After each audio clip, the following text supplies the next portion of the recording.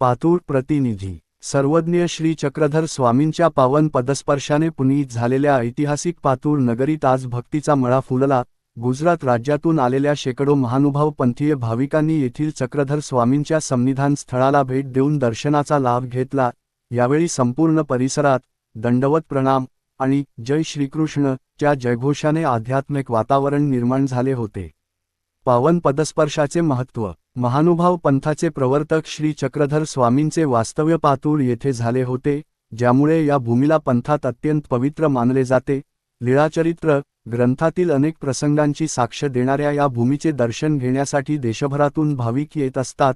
गुजरात राज्यातील विविध शहरांतून आलेल्या या भाविक संघाने अत्यंत श्रद्धापूर्वक या तीर्थक्षेत्राला वंदन केले।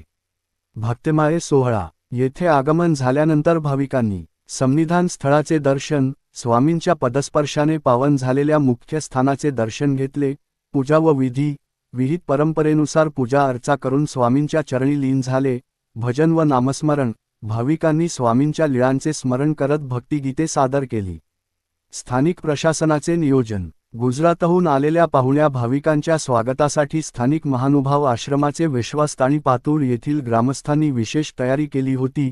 भाविकांच्या निवास आणि अल्पोपहाराची चोख व्यवस्था करण्यात आली होती। स्वामींच्या वास्तव्याने पावन झालेल्या या भूमीचे दर्शन घेऊन आमचे जीवन धन्य झाले, अशी भावना गुजरातवरून आलेल्या भाविकांनी यावेळी व्यक्त केली।